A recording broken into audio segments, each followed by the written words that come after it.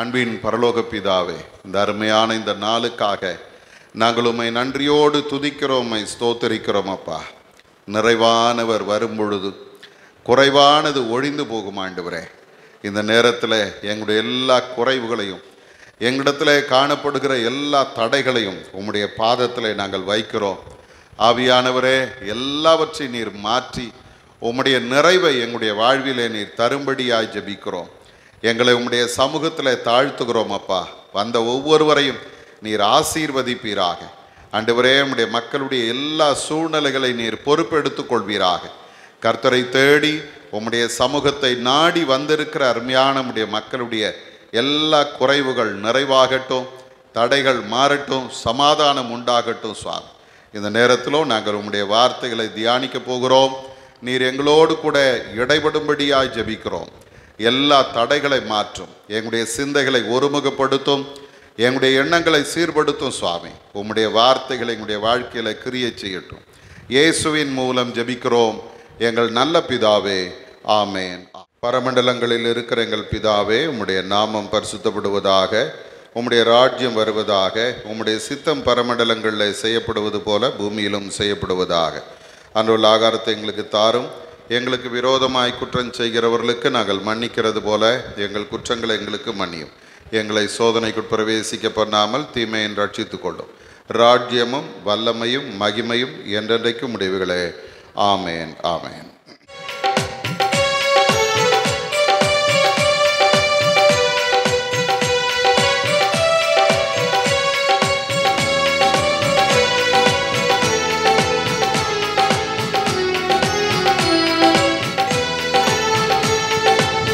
துதித்து பாடிட பாத்திரமே துங்கவன் இயேசுவின் நாமமதே. துதித்து பாடிட பாத்திரமே துங்கவன் இயேசுவின் நாமமதே. துதிகளின் மத்தியில் வாசம் செய்யும் தூயனை நேயமாய் ஸ்தோத்தரிப்போமே. அற்புதமே அவர் நடத்துதலே, ஆனந்தமே பரமானந்தமே, நன்றியால் உள்ளமே மிக பொங்கிடுதே. நாம் அல்லேலூயா துதி சாற்றிடுவோம், நன்றியால் உள்ளமே மிக பொங்கிடுதே. நாம் அல்லேலூயா துதி சாற்றிடுவோம். கடந்த நாட்களில் கண்மணி போல் கருத்துடன் நம்மை காத்தாரே. கடந்த நாட்களில் கண்மணி போல் கருத்துடன் நம்மை காத்தாரே. கர்த்தரையே நம்பி ஜீவித்திட கிருபையும் ஈந்ததால் ஸ்தோத்தரிப்போமே. அற்புதமே அவர் நடத்துதலே, ஆனந்தமே பரமானந்தமே, நன்றியால் உள்ளமே மிக பொங்கிடுதே. நாம் அல்லேலூயா துதி சாற்றிடுவோம், நன்றியால் உள்ளமே மிக பொங்கிடுதே. நாம் அல்லேலூயா துதி சாற்றிடுவோம். நாம் நின்ற வண்ணமாகவே முறையாக வாசிக்க தெரிந்து கொண்ட வேத பகுதி சங்கீதங்களின் புஸ்தகம் 78ஆம் சங்கீதத்தில் 31வது வசனத்திலிருந்து அந்த சங்கீதம் முடிய நாம் முறையாக வாசிக்கலாம். சங்கீதம் 78 31வது வசனத்திலிருந்து. தேவ கோபம் அவர்கள் மேல் எழும்பி அவர்களில் கொழுத்தவர்களை சங்கரித்து இஸ்ரவேலில் விசேஷித்தவர்களை மடிய பண்ணிற்று.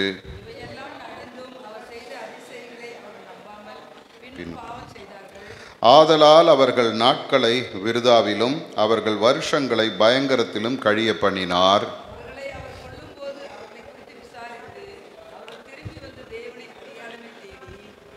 தேவன் தங்கள் கன்மலை என்றும் உன்னதமான தேவன் தங்கள் மீட்பர் என்றும் நினைவு கூர்ந்தார்கள்.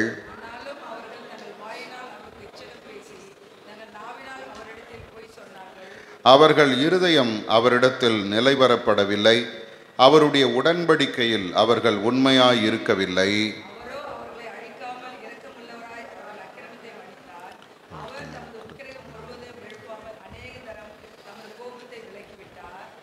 அவர்கள் மாம்சம் என்றும் திரும்பி வராமல் அகலுகிற காற்று என்றும் நினைவு கூர்ந்தார்.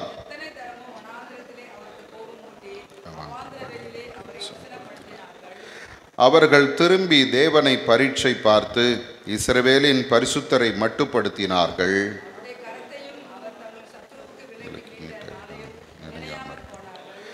அவர் எகிப்திலே தம்முடைய அடையாளங்களையும் சோவான் வெளியிலே தம்முடைய அற்புதங்களையும் செய்தார்.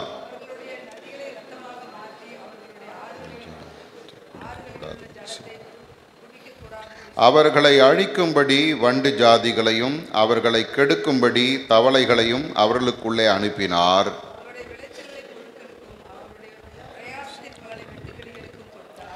கல்மழையினால் அவர்களுடைய திராட்சை செடிகளையும் ஆலங்கட்டியினால் அவர்களுடைய அத்தி மரங்களையும் அழித்து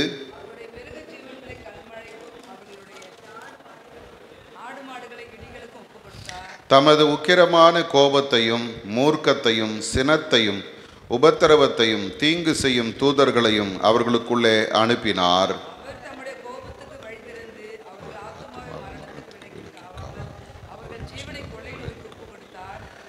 எகிப்திலே தலைச்சன்கள் அனைத்தையும் காமின் கூடாரங்களிலே அவர்களுடைய பெலனில் முதற் பலனான யாவரையும் அழித்து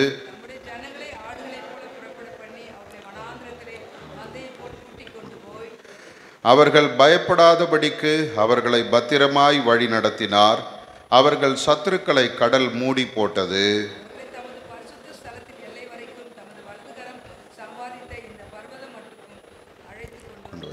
அவர்கள் முகத்திற்கு முன்பாக ஜாதிகளை துரத்திவிட்டு தேசத்தை நூல் போட்டு பங்கிட்டு அவர்களுடைய கூடாரங்களில் இஸ்ரவேலின் கோத்திரங்களை குடியேற்றினார்.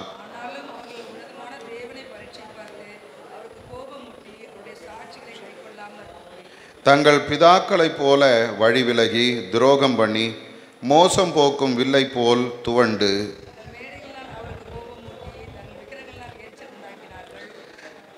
தேவன் அதை கேட்டு உக்கிரமாகி இஸ்ரவேலை மிகவும் வெறுத்து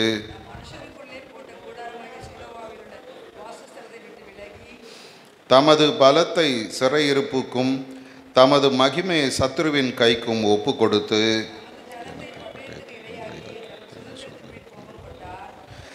அவர்கள் வாலிபரை அக்கினி பட்சித்தது.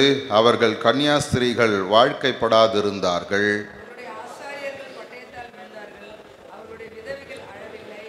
அப்பொழுது ஆண்டவர் நித்திரை தெளிந்தவனைப் போலவும் திராட்சரசத்தால் கம்பீரிக்கிற பராக்கிரமசாலியைப் போலவும் விழித்து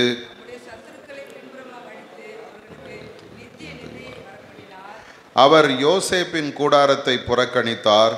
எப்ராயிம் கோத்திரத்தை அவர் தெரிந்து கொள்ளாமல் தம்முடைய பரிசுத்த ஸ்தலத்தை மலைகளைப் போலவும் என்றைக்கும் நிற்கும்படி தாம் அஸ்திபாரப்படுத்தின பூமியைப் போலவும் கட்டினார்.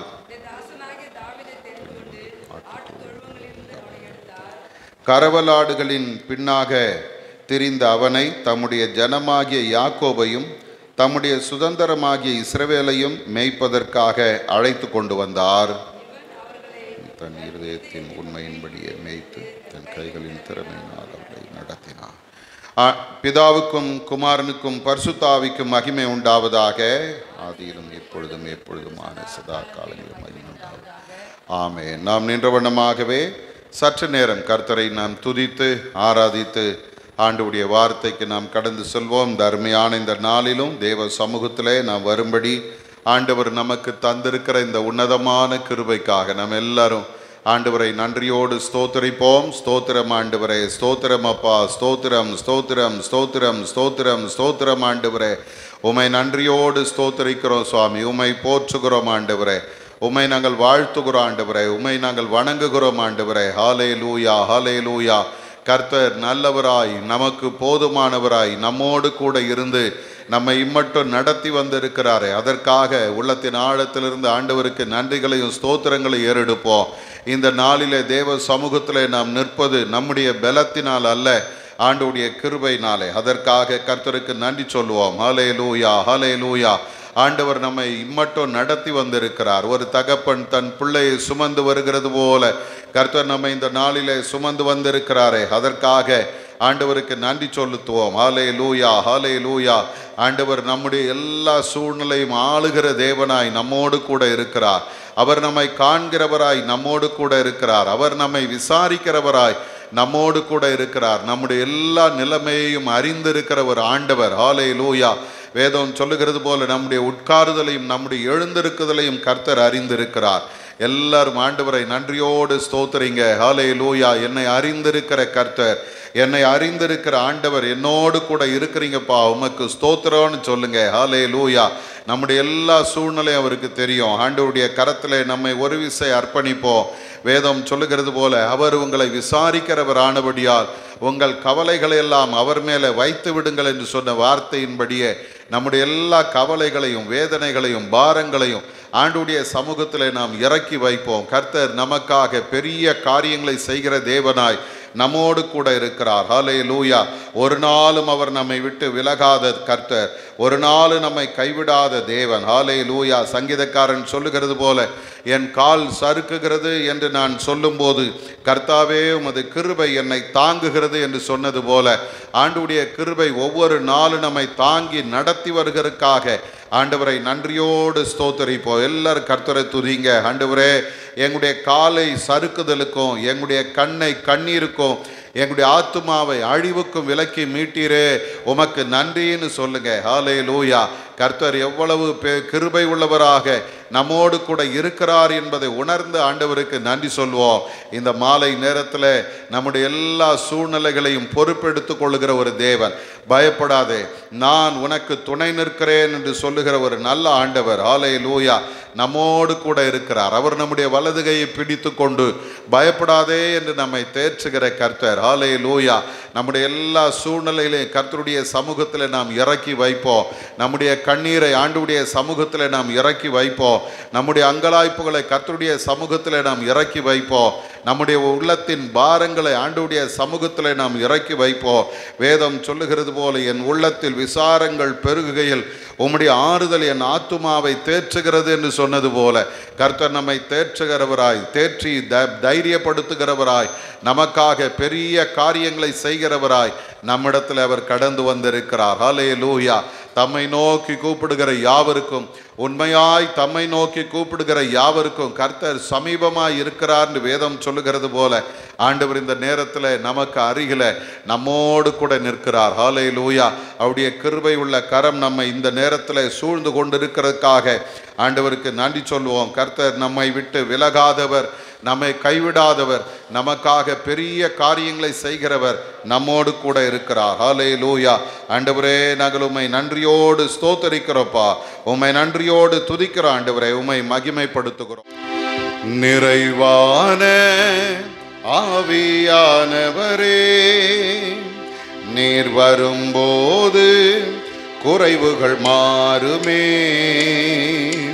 நிறைவான ஆவியானவரே, நீர் வரும்போது குறைவுகள் மாறுமே. நீர் வந்தால் சூழ்நிலை மாறுமே. முடியாததும் சாத்தியமாகுமே. நீர் வந்தால் சூழ்நிலை மாறுமே. முடியாததும் சாத்தியமாகுமே. நிறைவே நீர் வாருமே. நிறைவே நீர் வேண்டுமே. நிறைவே நீர் போதுமே. ஆவியானவரே, நிறைவே நீர் வாருமே. நிறைவே நீர் வேண்டுமே. நிறைவே நீர் போதுமே. ஆவியானவரே, வனாந்திரம் வயல்வெளியாகுமே. பாழானது பயிர் நிலமாகுமே. சொல்லுவோமா? வனாந்திரம் வயல்வெளியாகுமே. பாழானது பயிர் நிலமாகுமே. திரும்ப ஒரு விசை. வனாந்திரம் வயல்வெளியாகுமே. வனாந்திரம் போன்ற என்னுடைய வாழ்க்கை வயல்வெளியாக மாறும் ஆண்டவரே. ஹல்லேலூயா.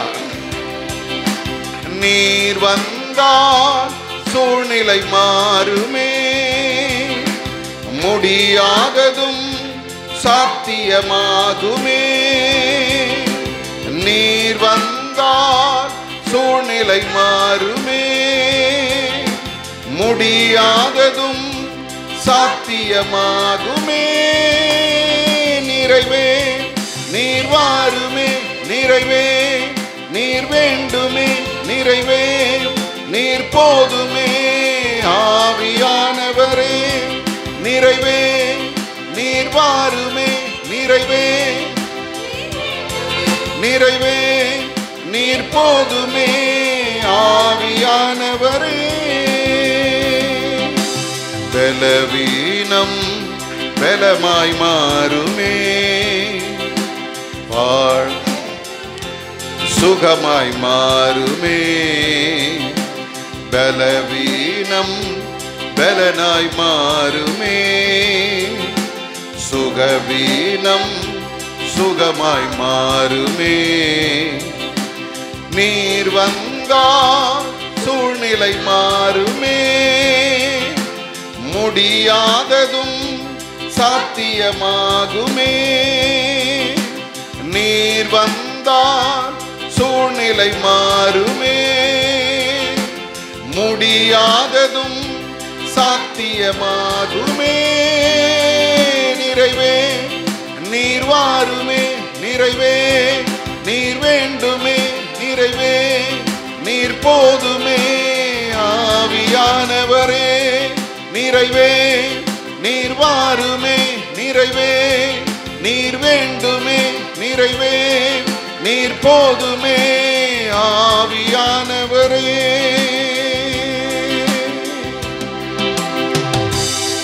ஆண்டுடைய சமூகத்தில் சொல்லுவோமா, ஆண்டவரே நீர் வந்தால் போதும் அப்பா. வனாந்தரம் போன்ற என்னுடைய வாழ்க்கை வயல்வெளியாக மாறும் ஆண்டவரே. நீர் வந்தால் பாழான நிலம் பயிர் நிலமாய் மாறும் ஆண்டவரே. எல்லாவற்றையும் மாற்றுகிற, மாற்றி அமைக்கிற, நிறைவாக்குகிற ஒரு நல்ல ஆண்டவர் எங்களோடு கூட நீர் இருக்கிறீரப்பா. வாரும் ஆண்டவரேன்னு சொல்லி எல்லாரும் ஆண்டுடைய சமூகத்தை நோக்கி பார்ப்போமா. ஹல்லேலூயா. எல்லாரும் உள்ளத்தின் ஆழத்திலிருந்து சொல்லுவோமா. வனாந்திரம் வயல்வெளியாகுமே, பாழானது பயிர் நிலமாகுமே. வனாந்திரம் வயல்வெளியாகுமே, பாழானது பயிர் நிலமாகுமே. நீர் வந்தால் சூழ்நிலை மாறுமே. சொல்லுங்க ஆண்டவரே, எல்லா சூழ்நிலைகளும் மாறும் அப்பா. என்னுடைய கண்ணீர் மாறும் ஆண்டவரே. எதெல்லாம் முடியாது என்று நான் நினைக்கிறேனோ அதெல்லாம் நீர் முடித்து தருவீரப்பா. முடியாததும் சாத்தியமாகுமே. நிறைவே நீர் வாருமே, நிறைவே நீர் வேண்டுமே, நிறைவே நீர் போதுமே.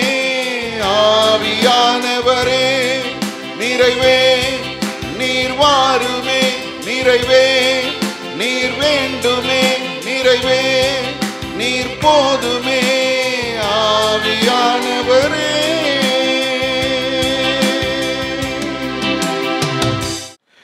இந்த அருமையான நேரத்திலும் வந்திருக்கிற உங்கள் யாவரையும் ஆண்டவராகிய இயேசு கிறிஸ்துவின் இனிதான நாமத்தினாலே வாழ்த்துகிறேன், வரவேற்கிறேன். ஆண்டவர் தாமே இந்த நாளுக்கும் இந்த நேரத்திற்கும் உரிய எல்லா ஆசீர்வாதங்களினாலும் உங்களை நிறைத்து வழி நடத்துவாராக. அருமையானவர்களே, இந்த நாட்களிலே, இந்த லெந்து நாளின் 31வது நாளிலே தேவ சமூகத்திலே நாம் வந்து நிற்பது கர்த்தர் நமக்கு பாராட்டி இருக்கிற கிருபை. அதற்காக ஆண்டவருக்கு நாம் நன்றி சொல்வோம். இந்த நேரத்திலும் இந்த எபிரேயரின் புஸ்தகத்திலிருந்து தொடர்ச்சியாக நாம் சிந்தித்து கொண்டிருக்கிறோம். இந்த நாளிலும் இந்த எபிரேயரின் புஸ்தகம் 9ஆம் அதிகாரத்திலே வசனங்கள் 1 - 15 வரைக்கும் உள்ள பகுதியை நாம் இன்றைக்கு சிந்திக்க இருக்கிறோம்.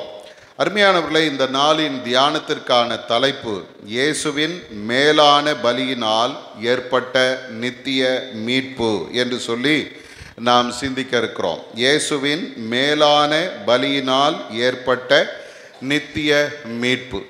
அருமையானவர்களே, நேற்று தினத்திலே நாம் இந்த இடத்துல பார்க்கும்போது ஆண்டவருடைய பழைய உடன்படிக்கையும் புது உடன்படிக்கையும் குறித்து நாம் சிந்தித்தோம். அதே போல இந்த நாளிலும் அந்த முதலாம் உடன்படிக்கை என்று சொல்லி இங்கே சொல்லப்படுகிறது. அதன் பிறகு சீர்திருத்தல் உண்டாக்குகிற இரண்டாவது உடன்படிக்கை என்று சொல்லி ஆண்டவருடைய வேதம் சொல்லுகிறது. இந்த முதலாம் உடன்படிக்கை என்று நாம் பார்க்கும்போது நேற்று தினத்தில் நாம் பார்த்தோம், முதலாம் உடன்படிக்கை நம்மை குற்றப்படுத்தும். முதலாம் உடன்படிக்கை நம்மை வெறுத்து தூரம் தள்ளுகிற உடன்படிக்கை. ஆனால் ஆண்டவர் என்ன செய்தார் என்றால், நம்முடைய அநியாயங்களை கிருபையாய் மன்னித்து நம்முடைய பாவங்களையும் அக்கிரமங்களையும் இனி நினையாமல் இருப்பேன் என்று ஆண்டவர் ஒரு புது உடன்படிக்கை நம்மோடு செய்கிறார் என்று சொல்லி நாம் நேற்று தினத்திலே சிந்தித்தோம். இந்த நாளிலே நாம் பார்க்கும்போது இந்த முதலாம் உடன்படிக்கையிலே எப்படி இருந்தது அல்லது என்ன இருந்தது என்று நாம் பார்ப்போமானால், இந்த முதலாம் உடன்படிக்கை இந்த உலக பிரகாரமான ஒரு ஆசாரியத்துவத்தையும் ஒரு ஆசரிப்பு கூடாரத்தையும் நமக்கு காண்பிக்கிறது என்று இந்த இடத்திலே நாம் பார்க்கிறோம். அருமையானவர்களே, நாம் இங்கே 1வது வசனத்திலே பார்ப்போமானால், அன்றியும் முதலாம் உடன்படிக்கையானது ஆராதனைக்கு ஏற்ற முறைமைகளும் பூமிக்குரிய பரிசுத்த ஸ்தலமும் உடையதாய் இருந்தது என்று சொல்லுகிறார். ஆராதனைக்கு ஏற்ற முறைமைகள் என்று சொல்லப்படுகிறது. எதெல்லாம் இந்த ஆராதனைக்கு தேவையோ அதையெல்லாம் குறித்து இந்த முதலாவது உடன்படிக்கையில் ஆண்டவர் சொல்லுகிறார். நாம் ஏற்கனவே பார்த்தோம், ஆண்டவர் மோசேக்கு ஆசரிப்பு கூடாரம் எப்படி இருக்க வேண்டும், அதில் இருக்க வேண்டிய பணிமுட்டுகள் எப்படி இருக்க வேண்டும், எல்லாவற்றையும் அவனுக்கு ஆண்டவர் கற்றுக் கொடுத்து அதை ஆசரிப்பு கூடாரமாக அவன் செய்து முடித்தான் என்று நாம் பார்க்கிறோம். அதையே திரும்பவும் இந்த இடத்துல எபிரேயர் நமக்கு சொல்லி தருகிறார். 2வது வசனத்தில் பாருங்க, ஒரு கூடாரம் உண்டாக்கப்பட்டிருந்தது, அதன் முந்தின பாகத்தில் குத்துவிளக்கும் மேஜையும் தேவ சமூகத்து அப்பங்களும் இருந்தன, அது பரிசுத்த ஸ்தலம் எண்ணப்படும் என்று சொல்லி அங்கே சொல்லுகிறது. முதலாவது உடன்படிக்கை ஒரு பிளானை காமிக்குது. ஆசரிப்பு கூடாரம் என்றால் என்ன, அதில் என்ன இருக்க வேண்டும், இந்த இடம் என்ன இடம் என்று அங்கே சொல்லி கொடுக்கிறது. முதல்ல சொல்கிற இடம் பரிசுத்த ஸ்தலம். அங்கே என்ன இருந்ததா, முந்தின பாகத்திலே குத்துவிளக்கு, மேஜை, தேவ சமூகத்து அப்பங்கள் இருந்தன என்று சொல்லுகிறது. 2ஆம் திரைக்குள்ளே மகா பரிசுத்த ஸ்தலம் எனப்பட்ட கூடாரம் இருந்தது என்று சொல்லுகிறது. 2வது பகுதியை காண்பிக்கிறது. அந்த 2வது பகுதியில் என்ன இருந்ததாம், பொன்னால் செய்த தூப கலசமும் முழுவதும் பொற்தகடு பொறிக்கப்பட்ட பொதிந்திருக்கப்பட்ட உடன்படிக்கை பெட்டியும் இருந்தன. அந்த பெட்டியில் மன்னா வைக்கப்பட்ட பொற்பாத்திரமும் ஆரோனுடைய தளிர்த்த கோலும் உடன்படிக்கையின் கற்பலகைகளும் இருந்தன என்று சொல்லுகிறது. அப்போ ஆண்டவர் இந்த முதலாம் உடன்படிக்கையில் பரிசுத்த ஸ்தலம் என்றால் என்ன, அதில் என்னென்னலாம் பணிமுட்டுகள் இருக்க வேண்டும், 2ஆம் ஸ்தலம் அல்லது திரைக்குள்ளே போகிற மகா பரிசுத்த ஸ்தலம் எப்படி இருக்க வேண்டும், அந்த பரிசுத்த ஸ்தலத்தில் என்னெல்லாம் இருக்க வேண்டும் என்று அங்கே அவர் கற்றுக் கொடுக்கிறார். 5வது வசனத்தில் நீங்கள் பார்ப்பீர்களானால் அங்கே சொல்லுகிறது, அதற்கு மேலே மகிமையுள்ள கேருபீன்கள் வைக்கப்பட்டு கிருபாசனத்தை நிழலிட்டிருந்தன. இவைகளை குறித்து விவரமாக பேச இப்பொழுது சமயம் இல்லை என்று சொல்லி இந்த எபிரேயர் சொல்லுகிறதை நாம் இங்கே பார்க்கிறோம். அவர் ஒரு என்ன சொல்றது, மேலோட்டமாக இந்த முதலாவது உடன்படிக்கை என்று சொல்லி ஆண்டவர் மோசையின் மூலமாய் சொல்லி கொடுத்த இந்த ஆசரிப்பு கூடாரத்தினுடைய மாதிரியை அங்கே அவர் சொல்லுகிறதை நாம் பார்க்கிறோம். அருமையானவர்களே, அந்த 6வது வசனம் சொல்லுகிறது, இவைகள் இவ்விதமாய் ஆயத்தமாக்கப்பட்டிருக்க ஆசாரியர்கள் ஆராதனை முறைமைகளை நிறைவேற்றும்படிக்கு முதலாம் கூடாரத்திலே நித்தமும் பிரவேசிப்பார்கள் என்று சொல்லுகிறது. அப்போ இந்த முதலாம் கூடாரம் என்று சொல்லப்படுகிற பூமிக்குரிய இந்த ஆசரிப்பு கூடாரத்தில் எப்போதும் ஆராதனை செய்வதற்கு ஆசாரியர்கள் அதிலே பிரவேசிப்பார்கள் என்று சொல்லி அங்கே நாம் பார்க்கிறோம். இரண்டாம் கூடாரத்திலே, அதாவது மகா பரிசுத்த ஸ்தலத்தை குறித்து சொல்லும் பொழுது பிரதான ஆசாரியன் மாத்திரம் வருஷத்திற்கு ஒரு தரம் இரத்தத்தோட பிரவேசித்து இந்த இரத்தத்தை தனக்காகவும் ஜனங்களுடைய தப்பிதங்களுக்காகவும் செலுத்துவான் என்று சொல்லுகிறது. அருமையானவர்களே, இந்த இடத்துல நாம் பார்க்கும்போது பரிசுத்த ஸ்தலத்திலே அனுதினமும் ஆராதனை நடந்தது. பரிசுத்த ஸ்தலத்திலே ஆசாரியர்கள் தங்களுடைய ஆராதனைகளை செய்தார்கள். அது எப்போது நடக்கிற ஆராதனை. ஆனால் மகா பரிசுத்த ஸ்தலத்தில் வருஷத்திற்கு ஒரு முறை ஆராதனை நடக்கும். அந்த ஆராதனையை பிரதான ஆசாரியன் நடத்துவான். அவன் என்ன செய்வானா, மிருகத்தினுடைய இரத்தத்தை எடுத்து தனக்காகவும் ஜனங்களுடைய தப்பிதங்களுக்காகவும் அந்த பரிசுத்த மகா பரிசுத்த ஸ்தலத்திலே அதை அவன் தெளிப்பான். அருமையானவர்களை, இந்த இடத்துல நாம் பார்க்கும்போது ஆண்டவருடைய வேதம் சொல்லுகிறது, 9வது வசனத்தில் நீங்கள் பார்ப்பீர்களானால், அந்த கூடாரம் இக்காலத்திற்கு உதவுகிற ஒப்பனையாய் இருக்கிறது என்று சொல்லுகிறது. நாம் அதை இப்பொழுது ஒப்பிட்டு பார்ப்பதற்கு ஏதுவாக, இல்லையா, நம்ம இப்போ பார்க்குறோமே 1வது உடன்படிக்கை 2வது உடன்படிக்கை என்று நாம் பார்க்கிறோமே. ஆகவே இந்த ரெண்டையும் ஒப்பிட்டு பார்ப்பதற்கு ஏதுவாக இந்த 1வது இந்த உடன்படிக்கை இருக்கிறது. ஆண்டவர் கட்டித்தந்த அல்லது அவர் சொன்ன ஆசரிப்பு கூடாரம். அங்கே பார்ப்பீர்களானால் வேதம் சொல்லுகிறது, அதற்கு ஏற்றபடியே செலுத்தப்பட்டு வருகிற காணிக்கைகளும் பலிகளும் ஆராதனை செய்கிறவனுடைய மனசாட்சியை பூரணப்படுத்த கூடாதவைகள் என்று சொல்லுகிறது. அப்போ இந்த உலக பிரகாரமான அந்த ஆசரிப்பு கூடாரத்தில் செலுத்தப்பட்ட பலிகளும் காணிக்கையும் ஒரு மனிதனுடைய மனசாட்சி என்ன பண்ணல, பூரணப்படுத்தலை. நான் போய் ஆண்டவருக்கு காணிக்கை கொடுத்துட்டேன், ஆகவே நான் பரிசுத்தமாகி விட்டேன் அப்படின்னு சொல்ல முடியல. ஆண்டவருக்கு நான் பலி செலுத்திட்டேன், ஆகவே நான் பரிசுத்தமாகி விட்டேன், என்னுடைய குற்றங்கள் எல்லாம் மன்னிக்கப்பட்டது அப்படின்னு சொல்ல முடியல. வேதம் அப்படித்தான் சொல்லுகிறது. அவர்கள் மனசாட்சியை அது என்ன செய்யவிடை பூரணப்படுத்த கூடாதவைகளாக இருக்கிறது என்று சொல்லுகிறார். அப்போ இன்னைக்கு அருமையான தேவஜனமே, ஆண்டவர் நமக்கு கற்றுத்தருகிற ஒரு பாடம் உண்டு. இந்த பழைய ஏற்பாட்டு அந்த பழைய உடன்படிக்கை ஆண்டவருடைய சித்தத்தை இந்த பூமியில நிறைவேற்றுகிறதா இருந்தது. ஆனால் அது மனிதனுடைய குற்றங்களை முழுமையாய் மன்னிக்கிறதாக இல்லை. ஆகவே அவங்க என்ன பண்ணாங்களா, அனுதினமும் பலி செலுத்தினார்கள், அனுதினமும் காணிக்கைகளை கொடுத்தார்கள். ஆண்டவரிடத்தில் அவர்கள் காணிக்கைகளையும் பலிகளையும் கொண்டு வந்தாலும் அவருடைய பாவம் முழுமையாய் மன்னிக்கப்பட்டதா, அவர்கள் மனசாட்சி பூரணப்படுத்தப்பட்டதா என்று பார்க்கும்போது அதுவும் அவர்களுக்கு நிகழவில்லை. ஆகவே வேதம் சொல்லுகிறது, சீர்திருத்தல் உண்டாகும் காலம் வரைக்கும் என்று சொல்லி இந்த எபிரேய ஆக்கியோன் ஒரு வார்த்தையை பயன்படுத்துகிறார்.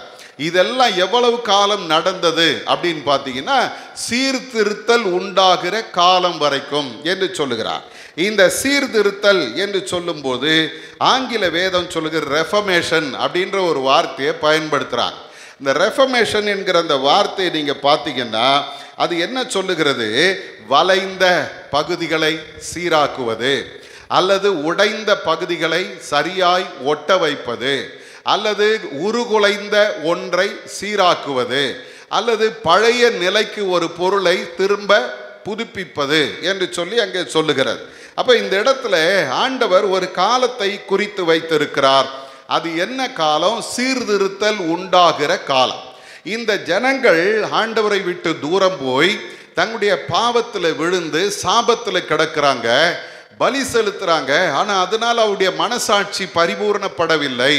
அவர்கள் காணிக்கைகளை கொடுக்கிறாங்க, அந்த காணிக்கைகள்னால் அவர்களுக்கு பாவம் மன்னிக்கப்பட்டது என்கிற அந்த நிச்சயம் இல்லாமல் இருந்தது. ஆகவே ஆராதனை என்பது ஒரு கடமைக்காக நடந்து கொண்டிருக்கிறது. எனக்கு அருமையான தேவஜனமே, இந்த இடத்துல நாம் பார்க்கும்போது அந்த வார்த்தையை இந்த எபிரேய ஆக்கியோன் பயன்படுத்துகிறாரு. அது கடமைக்காக நடந்த ஒரு ஆராதனை, போய் செலுத்தி விடுவோம், செய்து விடுவோம் அப்படின்ற ஒரு கடமைக்காக அவர்கள் அந்த ஆராதனையை செலுத்தினார்கள். இன்னைக்கு கூட பல நேரங்களில் நாம் பார்க்கிறோம், அது ஒரு சடங்காக இருக்கிறது. ஆராதனைக்கு வர்றது எப்படி இருக்குது? சடங்கு. இந்த 10வது வசனத்தினுடைய கடைசி பகுதியில் நாம் பார்க்கும்போது இந்த கட்டளைகளும் போஜனங்களும் இவைகள் சீர்திருத்தல் உண்டாகும் காலம் வரைக்கும் நடந்தேறும்படி என்ன கொடுக்கப்பட்டது? கட்டளையிடப்பட்ட போஜன பானங்களும் பலவித ஸ்நானங்களும் சரீரத்துக்கு ஏற்ற சடங்குகளுமே அல்லாமல் வேறல்ல. அப்போ இதெல்லாம் என்னது? சடங்கு. சடங்குன்னா என்னன்னா, ஒரு சில நேரங்களில் அது ஏதோ ஒரு கடமைக்காக செய்கிறோம் இல்லையா? சடங்கு அப்படின்னா அதை குறித்து அவங்க சொல்லும்போது என்ன சொல்கிறாங்க அப்படின்னா, அது தொடர்ந்து நடக்கிற ஒரு செயல். அதுக்கு இதுதான் காரணம் அப்படின்னு சொல்ல மாட்டாங்க இல்லையா? நம்ம கல்யாணத்தில் பார்ப்போம், என்ன பண்ணுவாங்கன்னா மாலை மாற்றுவாங்க. கல்யாணத்தில் மாலை மாற்றணும்னு எங்கேயாவது சொல்லியிருக்குதா பைபிளில்? எங்கேயும் கிடையாது. ஆனால் யாரோ செஞ்சாங்க, அதை நான் செய்து கொண்டிருக்கிறேன். மோதிரம் மாற்றுவாங்க, அதுவும் எங்கேயாவது பைபிளில் போட்டிருக்குதான்னா அதுவும் கிடையாது. யாரோ செஞ்சாங்க, சடங்காக நானும் செய்து கொண்டிருக்கிறேன். அதே போல் ஆலய வழிபாட்டில் வரும்போது எழுந்து நின்று பாட்டு பாடணும், நின்று சங்கீதம் வாசிக்கணும், முழங்கால் போட்டு பரமண்டல ஜபம் சொல்லணும். இதெல்லாம் எங்கே சொல்லப்பட்டிருக்கிறதுனா கிடையாது. அது ஒரு சடங்காக நாம் செய்து கொண்டிருக்கிறோம், அனுசரித்து கொண்டிருக்கிறோம். ஆகவே இந்த இடத்துல நாம் பார்க்கும்போது வேதம் சொல்லுகிறது, இது சடங்கு நிகழ்வுகளில் செய்யப்படும் ஒரு தொடர் செயல்கள். அதை போயிட்டு நம்ம என்ன பண்ணுறோம்னா, இது என்னை நிறைவாக்கும் என்று சொல்லி இந்த உலகம் நம்பிக்கொண்டிருந்த பொழுது ஆண்டவர் என்ன பண்ணுறாரு பாருங்க. 11வது வசனத்தில் கிறிஸ்து செய்தது என்ன, புதிய உடன்படிக்கையின் மூலம் கிறிஸ்து செய்தது என்ன என்று நாம் பார்ப்போமானால், கிறிஸ்துவானவர் வரப்போகிற நன்மைகளுக்குரிய பிரதான ஆசாரியராய் வெளிப்பட்டார். அருமையானவர்களே, இயேசு இந்த உலகத்தில் வந்த பொழுது எப்படி வெளிப்பட்டாராம்? வரப்போகிற நன்மைகளுக்குரிய பிரதான ஆசாரியர். இப்போ இருக்கிறது அல்ல, இதுவரைக்கும் செய்து கொண்டிருந்த சடங்குகள் அல்ல. நம்ம அந்த 10வது வசனம் சொல்லுகிறது போல, போஜன பானங்கள், பலவித ஸ்நானங்கள், சரீரத்துக்கு ஏற்ற சடங்குகள், இதை செஞ்சு நான் பரிசுத்தமாக போவதில்லை, இது ஒரு சடங்காக நான் செய்து கொண்டிருக்கிறேன். ஆனால் இப்பொழுது இயேசு இந்த உலகத்தில் வந்ததனுடைய நோக்கம் என்ன? இனி வரப்போகிற நன்மைக்குரிய ஒரு பிரதான ஆசாரியராய் அவர் வருகிறார். அப்போ இந்த இடத்துல நாம் பார்க்கிறோம், அவர் என்ன செய்தாராம்? கையினால் செய்யப்பட்டதாகிய இந்த சிருஷ்டி சம்பந்தமான கூடாரத்தின் வழியாக அல்ல. அப்போ இந்த ஆசரிப்பு கூடாரம் கையினால் செய்யப்பட்டது, ஜனங்களால் செய்யப்பட்டது, ஆண்டவர் சொன்ன அந்த திட்டத்தின்படி செய்யப்பட்டது, அவ்வளவுதான். அந்த வழியாக இயேசு நமக்காக பிரவேசிக்கல. பிரதான ஆசாரியர்னு சொல்றோம், வருஷத்துக்கு ஒரு முறை தனக்காகவும் தன் ஜனங்களுக்காகவும் கர்த்தருடைய சமூகத்தில் மிருகத்தின் இரத்தத்தை செலுத்தின ஆசாரியனை போல இயேசு அங்கே போகல. வேதம் சொல்லுது, அவர் எதிலே நுழைந்தாராம்? பெரிதும் உத்தமமான கூடாரத்தின் வழியாக நுழைந்தார் என்று வேதம் சொல்லுகிறது. பெரிதும் உத்தமமான கூடாரத்தின் வழியாக. அப்ப இந்த இடத்துல நாம் பார்க்கிறோம், ஆண்டுடைய வேதம் சொல்லுகிறது, இந்த இடத்தை குறித்து சொல்லும் போது என்ன சொல்றாங்கன்னா, கிரேட்டர் அண்ட் மோர் பெர்ஃபெக்ட் என்று சொல்ற ஒரு வார்த்தை அங்க பயன்படுத்துறாங்க. அது மிக பூரணமான ஒரு இடமாக, அது பெரிய இடமாக அந்த ஸ்தலத்தை குறித்து வேதம் சொல்லுகிறது. அந்த கூடாரத்தின் வழியாக இயேசு நுழைகிறார். எப்படி நுழைந்தார்? அந்த ஆசாரியன், பழைய ஏற்பாட்டு பிரதான ஆசாரியன் என்ன பண்ணுவான்? காளையோ அல்லது ஆட்டையோ பலி செலுத்தி ஆட்டினுடைய ரத்தத்தை கொண்டு போய் ஆண்டவர் சமூகத்தில் தெளிப்பான். அவன் தன்னுடைய ரத்தத்தை அல்ல, ஆட்டுக்கடாக்களின் ரத்தம். 12வது வசனம் சொல்லுது, வெள்ளாட்டுக்கடா, இளங்காலை இவைகளுடைய இரத்தத்தினாலே அந்த பிரதான ஆசாரியன் உள்ள நுழைந்தான். ஆனால் நம்ம பிரதான ஆசாரியர், புதிய உடன்படிக்கையின் பிரதான ஆசாரியர் என்ன செய்தாராம்? தம்முடைய சொந்த இரத்தத்தினாலே, அல்லேலூயா, அருமையான தேவஜனமே, அவர் ஏதோ ஒரு மிருகத்தினுடைய இரத்தத்தை கொண்டு போய் தேவ சமூகத்தில் கொடுக்கல. தம்முடைய சொந்த இரத்தத்தை நமக்காக அவர் சிந்தினார். அவர் தம்முடைய சொந்த இரத்தத்தை கொண்டு போய் ஒரே தரம் மகா பரிசுத்த ஸ்தலத்திலே பிரவேசித்தார். அல்லேலூயா. இங்கே இந்த எபிரேயாக்கியோன் சொல்லுகிற மகா பரிசுத்த ஸ்தலம் என்பது இந்த உலகத்திற்குரிய ஆசரிப்பு கூடாரம் அல்ல. நேற்று தினத்தில் நாம் சிந்தித்தோம், அது ஆண்டவருடைய பரிசுத்தமான அந்த பரலோகத்தின் மகத்துவமான அந்த ஆசனம் என்று சொல்லப்படுகிறது. அந்த இடத்துல அவர் போய் நிற்கிறார். அப்போ வேதம் நமக்கு சொல்லுகிற ஒரு காரியம் என்ன தெரியுமா? இந்த உலக பிரகாரமான பிரதான ஆசாரியன் ஆட்டுக்கடாவின் இரத்தத்தையும் இளங்காளையின் இரத்தத்தையும் கொண்டு போய் ஆண்டவர் சமூகத்திலே மகா பரிசுத்த ஸ்தலத்திலே தெளித்தான். அது நம்மை பூரணப்படுத்தலை. ஆனால் இப்போ இயேசு கிறிஸ்து என்ன பண்ணுறாரு? தன்னுடைய சொந்த இரத்தத்தை கொண்டு போய் அந்த மகா பிரதானமான அந்த பரிசுத்த ஸ்தலத்தில் அவர் பிரவேசித்து நமக்காக அவர் என்ன செய்தாரா? முதல்ல நித்திய மீட்பை உண்டு பண்ணினார். வேதம் சொல்லுகிறது இல்லையா, இனி வரப்போகிற நன்மை என்று சொல்லுகிறதே. அதில் முதல் நன்மை என்ன அப்படின்னு பார்த்தீங்கன்னா, ஒரு நித்திய மீட்பு. அல்லேலூயா. நித்திய மீட்பு. அந்த அந்த பாவத்திலிருந்து சாபத்திலிருந்து மனிதனை ஏதோ ஒரு முறை அல்ல, எப்போதுமே நிரந்தரமான ஒரு மீட்பை ஆண்டவர் தம்முடைய சொந்த இரத்தத்தினாலே ஏற்படுத்துகிறார். இன்றைக்கு நீங்களும் நான் ஆண்டவருடைய சமூகத்தில் போகும்போது அவருடைய சமூகத்தில் தைரியமாய் போகலாம். என்ன சொல்லுகிறது தெரியுங்களா? இயேசு கிறிஸ்துவின் இரத்தம் சகல பாவங்களை நீக்கி நம்மை சுத்திகரிக்கிறது. அல்லேலூயா. வேதத்தில் நாம் பார்ப்போமானால் யோவான் சொல்றார், 1ஆம் அதிகாரத்தின் 29வது வசனத்தில் சொல்றார், இதோ உலகத்தின் பாவத்தை சுமந்து தீர்க்கிற தேவ ஆட்டுக்குட்டி என்று சொல்லுகிறார். எப்படி பழைய ஏற்பாட்டில் ஆட்டு கடா அவர்கள் அந்த தன்னுடைய பாவங்களை அதன் தலையின் மேலே கை வைத்து அறிக்கையிட்டு அதை பலி செலுத்தினார்களோ, அதே போல இந்த முழு உலகத்தின் பாவத்தையும் தன் மீது சுமந்து கொண்ட இயேசு நமக்காக கல்வாரி சிலுவையில் அடிக்கப்பட்டார். அவர் பாளையத்துக்கு புறம்பாக பாடுபட்டார் என்று எபிரேய ஆக்கியோன் சொல்றார்.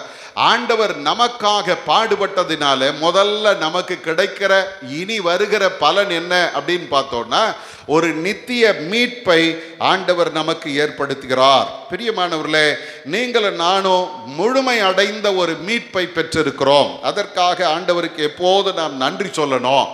2வது சொல்லுகிறது 13வது வசனத்திலிருந்து பார்த்தீங்கன்னா, அது எப்படி எனில் காளை வெள்ளாட்டு கடா இவைகளின் இரத்தமும் தீட்டுப்பட்டவர்கள் மேல் தெளிக்கப்பட்ட கடாரியின் சாம்பலும் சரீர சுத்தி உண்டாகும்படி பரிசுத்தப்படுத்துமானால் என்று சொல்லிவிட்டு அடுத்த வார்த்தை சொல்லுது, நித்திய ஆவியினாலே தம்மைத்தாமே பழுதற்ற பலியாக தேவனுக்கு ஒப்பு கொடுத்த கிறிஸ்துவினுடைய இரத்தம் ஜீவனுள்ள தேவனுக்கு ஊழியம் செய்வதற்கு உங்கள் மனசாட்சியை செத்த கிரியைகள் அற சுத்திகரிப்பது எவ்வளவு நிச்சயம்.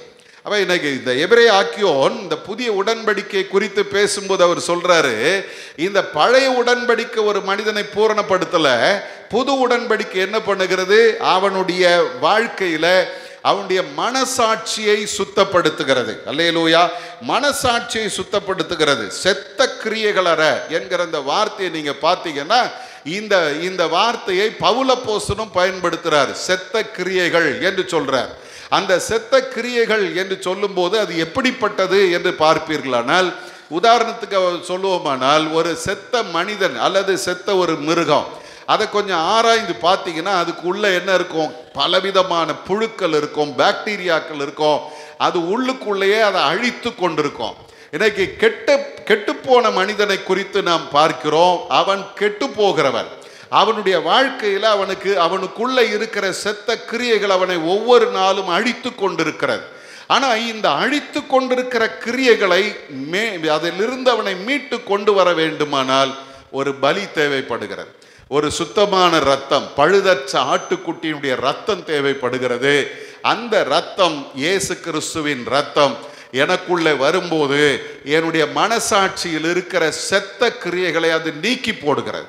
எதெல்லாம் என்னை கெடுத்து கொண்டிருக்கிறதோ, எதெல்லாம் என் வாழ்க்கையை சீரழித்து கொண்டிருக்கிறதோ அந்த பாவங்களை அது மாற்றுகிறது. அல்லேலூயா. இன்னைக்கு அருமையான தேவஜனமே, ஒரு மனிதனை பரிசுத்தப்படுத்துகிற ஆண்டவருடைய ரத்தம், இது பெரிய ஒரு பாக்கியம்.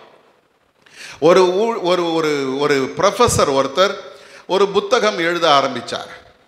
அவர் அந்த புத்தகம் எழுத ஆரம்பித்த பொழுது கடவுள் இல்லை அப்படின்றத நிரூபிப்பதற்காக புத்தகம் எழுத ஆரம்பித்தார். அப்போ ஒவ்வொரு இடமாக அவர் போய் அங்கே இருக்கிற அந்த புது கலாச்சாரத்தில் நுழைந்து அங்கே இருக்கிற ஜனங்களுடைய செயல்கள், அவர்கள் என்ன செய்கிறாங்க, எப்படி அவங்க கடவுளை தேடுறாங்க, அவங்களுக்குள்ள கடவுள் இல்லை என்பதை எப்படி நிரூபிப்பது, எப்படி ஒவ்வொரு இடமா போகிறார். அப்படி போகும்போது ஒரு முறை ஆப்பிரிக்க கண்டத்தில் அவர் போகிறார். போன பொழுது அங்கே பார்த்தீங்கன்னா இவரை கூட்டிகிட்டு போகிறதுக்கு யாரும் கிடையாது. ஒரே ஒரு போர்ட்டர் ஒருத்தன் வந்தான். அவன் தலையில் மூட்டையெல்லாம் தூக்கி வச்சார், இவருடைய எல்லா பொருட்களையும் தூக்கி வச்சார். அவன் இந்த மூட்டையை தூக்கிட்டு முன்னால் நடந்து போகிறான். போகும் பொழுது அவனை இவர் கிண்டலாக கேட்குறாரு, தம்பி நீ எந்த கடவுளை வணங்குகிறாய்? அவன் சட்டுன்னு சொன்னான், நான் இயேசு கிறிஸ்துவை வணங்குகிறேன். அவர் உடனே கக்கன்னு சிரிச்சுட்டு அவர் சொன்னாராம், அவர் தெய்வம்னு உனக்கு யார் சொன்னதுன்னாரா. அவன் கொஞ்ச நேரம் அமைதியாக இருந்தானா. இவர் சொன்னாரா, அதெல்லாம் பொய், அவர் தெய்வம் அல்ல, அவர் ஒரு மனிதன் தான்.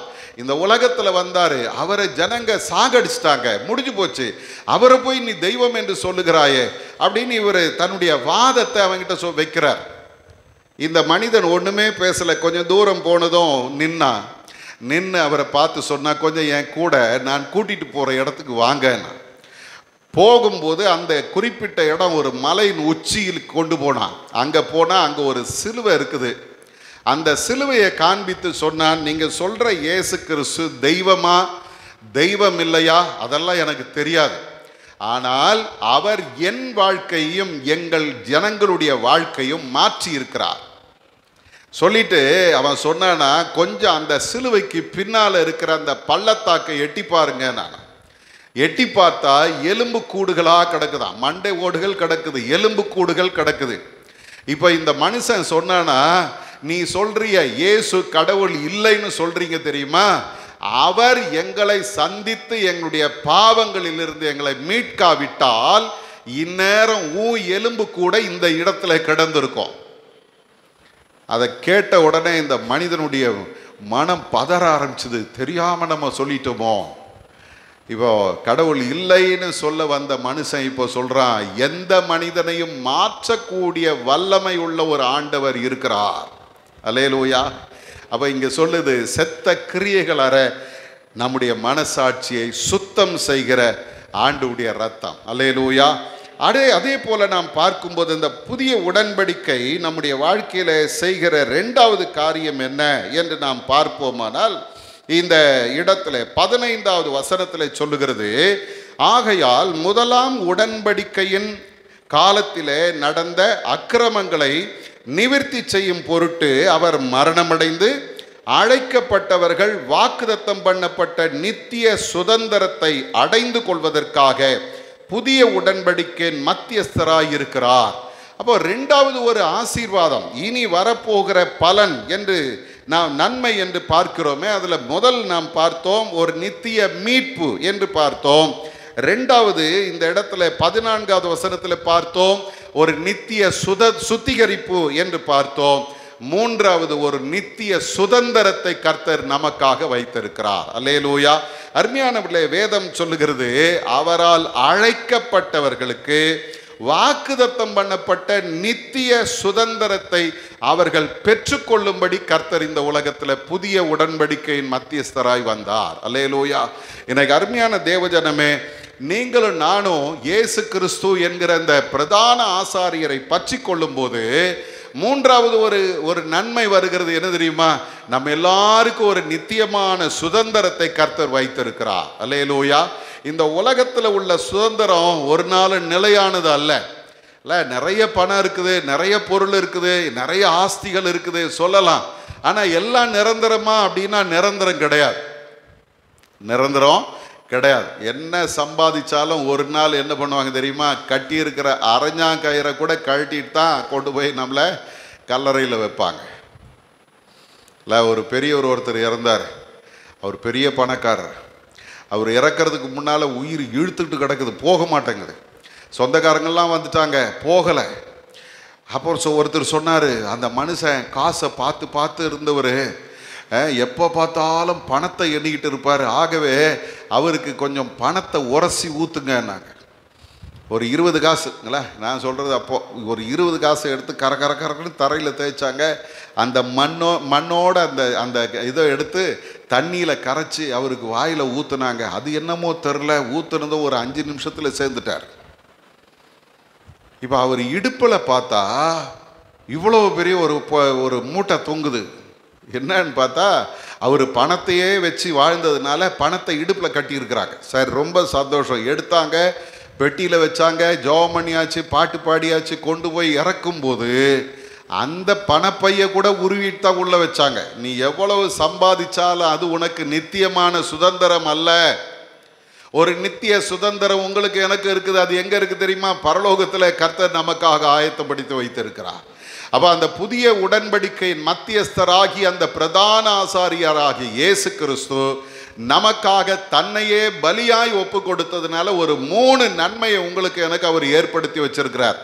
முதல் நன்மை நித்திய மீட்பு, 2வது நன்மை நித்திய சுத்திகரிப்பு, 3வது நன்மை நித்திய சுதந்திரம்.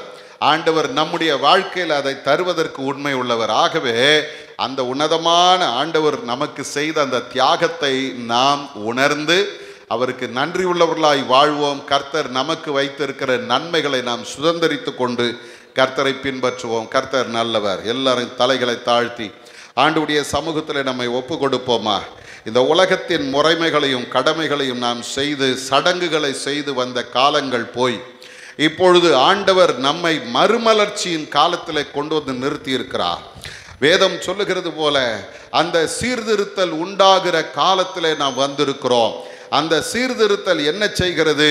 சடங்குகளை எல்லாம் தூக்கி எறிந்துவிட்டு ஆண்டவராகிய இயேசு கிறிஸ்து தம்முடைய மரணத்தினாலே தன்னைத்தானே பலியாக ஒப்பு கொடுத்து வெள்ளாட்டுக்கடா இளங்காலை இவைகளுடைய இரத்தத்தினாலே அல்ல, தம்முடைய சொந்த இரத்தத்தினாலே அவர் நமக்கு நன்மையை உண்டாக்கி வைத்திருக்கிறார். முதல்ல பார்த்தோம், நித்திய மீட்பு நமக்கு உண்டாகி இருக்கிறது.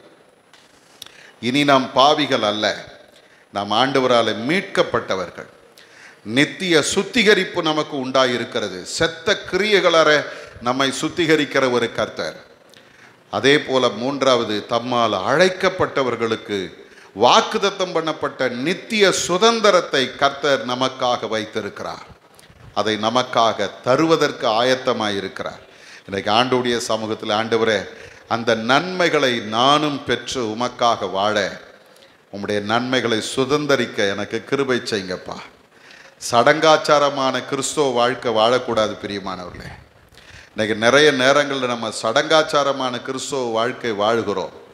வேதம் வாசிக்கணும், ஜெபம் பண்ணணும், ஆலயத்துக்கு போகணும், ஆண்டவருக்கு காணிக்க கொடுக்கணும், இப்படியே தான் போய்கிட்டு இருக்கிறோம். அதுக்கு மேலே ஒரு படி போங்க. எனக்காக மரித்த இயேசு, எனக்காக அடிக்கப்பட்ட அந்த ஆட்டுக்குட்டியானவர் எனக்கு ஏற்படுத்தி இருக்கிற அந்த நித்திய மீட்பை நான் சுதந்திரித்து கொள்ள வேணும். ஆண்டவர் எனக்கு ஏற்படுத்தி இருக்கிற அந்த சுத்திகரிப்பை நான் பெற்றுக்கொள்ள வேணும். ஆண்டவர் எனக்கு ஆயத்தம் பண்ணி வைத்திருக்கிற அந்த நித்திய சுதந்திரத்தை நான் பெற்றுக்கொள்ள வேணும். ஆண்டவரே கிருபை செய்யும். அன்பின் பரலோக பிதாவே, இந்த அருமையான நேரத்தில் எங்களை முற்றிலுமாக உம்முடைய சமூகத்தில் தாழ்த்துகிறோம். இந்த நேரத்திலும் நாங்கள் தியானித்த வார்த்தையின்படி புது உடன்படிக்கையின் மத்தியஸ்தராய் இருக்கிற இயேசு கிறிஸ்து எங்களுக்காக கர்த்தருடைய அந்த பிதாவினுடைய மகா பரிசுத்த ஸ்தலத்தில் தம்முடைய சொந்த இரத்தத்தினாலே பிரவேசித்து எங்களுக்கு ஒரு நித்திய மீட்பை ஏற்படுத்தி இருக்கிறீரப்பா. எங்களுடைய மனசாட்சியில் செத்த கிரியைகளற எங்களை சுத்திகரித்து இருக்கிறீர் ஆண்டவரே. எங்களுடைய வாழ்க்கையில் எங்களுக்கு வாக்குத்தத்தம் பண்ணி இருக்கிற அந்த நித்திய சுதந்திரத்தை எங்களுக்கு கொடுக்கிறதுக்கு நீர் ஆயத்தமாய் இருக்கிறீர். ஆகவே உம்மை நாங்கள் துதிக்கிறோம். உம்முடைய கிருபைகளை நினைத்து உமக்கு நன்றி சொல்லுகிறோம். நீர் எங்களுக்கு வைத்திருக்கிற இந்த நன்மைகளை பெற்றுக்கொள்ள எங்களை தொடர்ந்து நீர் வழி நடத்தும் சுவாமி. உம்முடைய அன்பின் கரத்தில் எங்களை ஒப்பு கொடுக்கிறோம். நீர் எங்களை பொறுப்பெடுத்துக் கொள்ளும். இயேசுவின் மூலம் ஜெபிக்கிறோம் எங்கள் நல்ல பிதாவே. ஆமென்.